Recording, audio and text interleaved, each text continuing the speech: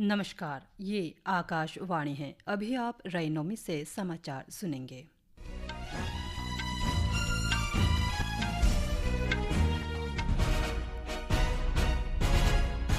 पहले मुख्य समाचार। वरिष्ठ भाजपा नेता और पीएम मोदी ने कहा, महिला आरक्षण बिल लागू करने के लिए संसद का बजट सत्र 3 दिन बढ़ाया गया।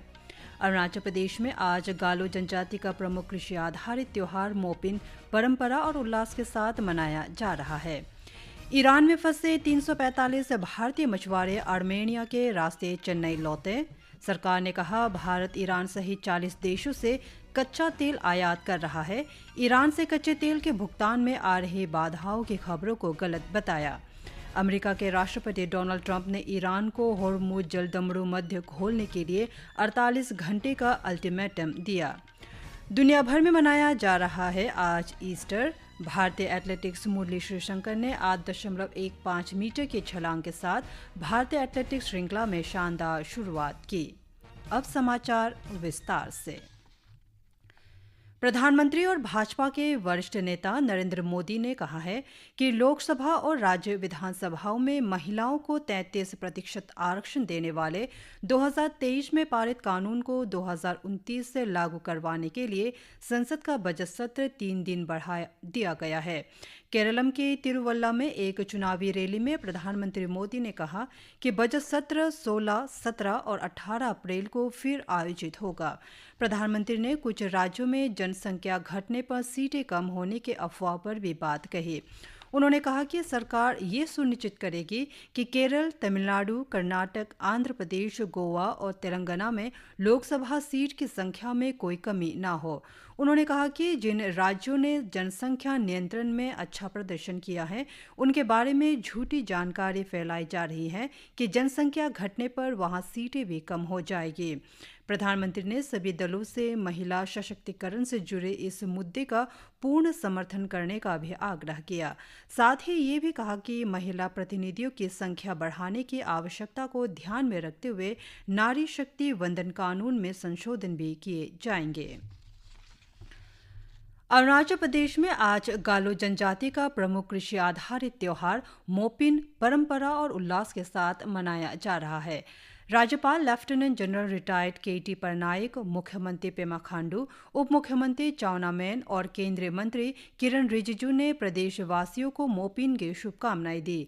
ईटानगर में आयोजित डायमंड जुबली मोपिन उत्सव समारोह में आज केंद्रीय मंत्री किरण रिजिजू, ईटानगर के मेयर लिखा नारी तादर सहित कई गणमान्य व्यक्ति मौजूद थे। पेट्रोलियम और प्राकृतिक गैस मंत्री हरदीप सिंह पुरी ने कहा है कि भारत ईरान सहित 40 से अधिक देशों से कच्चा तेल आयात कर रहा है और ईरान को तेल के भुगतान में कोई समस्या नहीं है।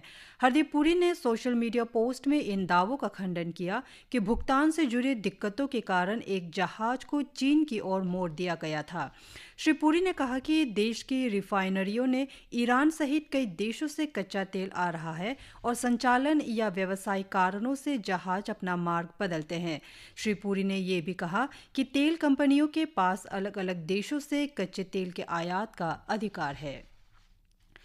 पश्चिम एशिया में जारी संघर्ष के बीच ईरान में फंसे 345 भारतीय मछुआरे कल शाम सुरक्षित रूप से चेन्नई पहुंच गए।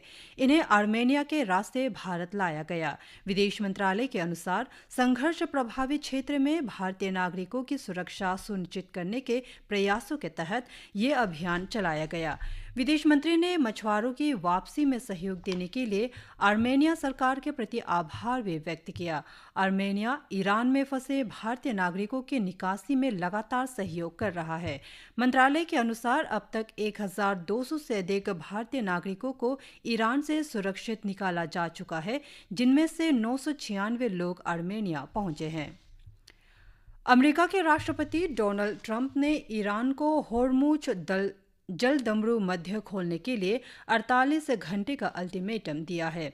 उन्होंने सोशल मीडिया पोस्ट में कहा कि ईरान के पास समझौता करने या जलदमरू मध्य खोलने के लिए अब केवल 48 घंटे शेष है। उन्होंने चेतावनी दी है कि समय सीमा पूरी होने पर ईरान को गंभीर परिणामों का सामना करना पड़ सकता है। इस बीच उन्होंने युद्ध समाप्त करने के लिए कूटनीतिक समाधान की भी बात दोहराई है। हालांकि ईरान ने संघर्ष समाप्त करने के अमेरिकी प्रस्ताव को एक तरफा और अनुचित बताकर खारिज कर दिया है। कृषि और किसान कल्याण मंत्री शिवराज सिंह चौहान ने कहा है कि बेमौसमी बरसात और ओलावृष्टि से पीड़ित किसानों को चिंता करने की जरूरत नहीं है। उन्होंने कहा है कि सरकार स्थिति पर नजर बनाए हुए है और किसानों को हुए नुकसान का जायजा लेने के लिए संबंधित राज्यों के कृषि मंत्रियों के साथ विस्तृत चर्चा की जाएगी। श्री चौहान ने कहा कि स्थिति के आकलन के बाद जरूरी कदम उठाए जाएंगे। दुनिया भर में आज ईस्टर मनाया जा रहा है। यह अवसर प्रार्थना, पश्चाताप और यीशु मसीह के जीवन के अंतिम चरण को याद करने के लिए पवित्र सप्ताह का प्रतीक है। राष्ट्रपति द्रौपदी मुर्मू ने ईस्टर के अवसर पर देशवासियों को शुभकामनाएं दी है। अपने संदेश में उन्होंने आशा व्यक्त की कि प्रभु यीशु मसीह का पुनरुत्थान लोगों को सत्य, प्रेम, करुणा, त्याग और क्षमा के मूल्यों को अपनाने के लिए प्रेरित करता रहेगा। प्रधानमंत्री नरेंद्र मोदी ने ईस्टर पर देशवासियों को शुभकामनाएं दी है। सोशल मीडिया पोस्ट में उन्होंने इस दिन को आशा और नवजीवन का उत्सव बताया और विश्वास व्यक्त किया कि ये त्योहार सभी के जीवन को प्रकाशित कर जीवन में शांति और आनंद लाएगा। प्रधानमंत्री मोदी ने कहा कि प्रभु यीशु की शिक्षाएं करुणा और समाज में एकता की भावना को मजबूत करने के लिए प्रेरित करती है। विश्वविद्यालय अनुदान आयोग (यूजीसी) ने सूचित किया है कि क्यूएस विश्व रैंकिंग 2027 के लिए डेटा जमा करने की प्रक्रिया शुरू हो गई है। एक आधिकारिक पत्र में यूजीसी ने सभी पात्र उच्च शिक्षा संस्थानों से वैश्विक रैंकिंग में उचित प्रतिनिधित्व के लिए 12 अप्रैल से पहले क्यूएस हब पोर्टल के माध्यम से आवश्यक संस्थागत डेटा जमा करने का अनुरोध किया है। ईटानगर के मौसम केंद्र ने अरुणाचल प्रदेश के कुरुंग-कुमे, सियांग, वेस्ट सियांग, अपर सियांग और दिबांग वैली जिलों में कुछ जगहों पर गरज के साथ भारी बारिश होने की बहुत ज्यादा संभावना जताई है। इसके अलावा इसने अपर सुबनसिरी, शी योमी और लोअर दिबांग वैली जिलों में भी कुछ जगहों पर भारी बारिश होने की बहुत ज्यादा संभावना का अनुमान लगाया है। भारतीय एथलेटिक्स श्रृंखला में मुरली श्रीशंकर ने पुरुषों की लंबी कूद में 8.15 मीटर की छलांग लगाकर अपने सीजन की शानदार शुरुआत की। बेंगलुरु में 27 वर्षीय श्रीशंकर ने अपने चौथे प्रयास में 8 मीटर का आंकड़ा और एशियाई खेलों के लिए निर्धारित 7.91 मीटर का मानक पार करने वाले एकमात्र एथलीट बने।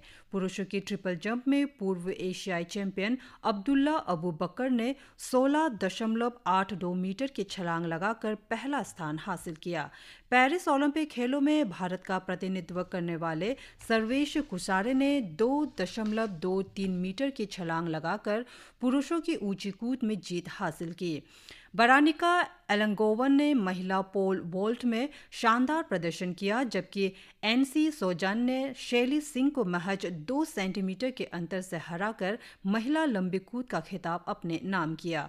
पुरुषों के भाला फेंक में बिबिन एंटनी ने 77.53 मीटर के सर्वश्रेष्ठ थ्रो के साथ जीत हासिल की। श्रृंखला की अगली प्रतियोगिता कल उदयपुर में होगी। इसके बाद संगरूर और रांची में अगले दौर के मुकाबले होंगे। विश्व पैरा तीरंदाजी श्रृंखला में किशोर आयु वर्ग की 18 वर्षीय तीरंदाज पायल नाग ने बैंकॉक में आयोजित महिला कंपाउंड स्पर्धा के फाइनल में विश्व नंबर 1 शीतल देवी को हराकर स्वर्ण पदक जीता। इसके साथ भी भारत ने 7 स्वर्ण, 5 रजत और 4 कांस्य सहित कुल 16 पदक जीते। कंपाउंड पुरुष स्पर्धा में तोमन कुमार ने स्वर्ण पदक जीता, जबकि भावना ने रिकर्व महिला स्पर्धा का खिताब अपने नाम किया। तोमन ने ऑस्ट्रेलिया के जोनाथन मिलने को हराया, जबकि भावना ने थाईलैंड की पथराफोन पत्तावेको को मात दी। 2 बार के पैरालंपिक पदक विजेता हरविंदर सिंह को रिकर्व फाइनल में इंडोनेशिया के खोलिदीन से हारने के बाद रजत पदक से संतोष करना पड़ा। वहीं स्वाति चौधरी ने भी महिला वर्ग के स्वर्ण पदक मुकाबले में दक्षिण कोरिया की ओक ग्यूम किम से हारकर रजत पदक जीता। इससे पहले श्याम सुंदर स्वामी के कंपाउंड पुरुष व्यक्तिगत स्पर्धा में अपने ही देश के पेरिस पैरालंपिक कांस्य पदक विजेता राकेश कुमार को कड़े मुकाबले में हराकर कांस्य पदक हासिल किया।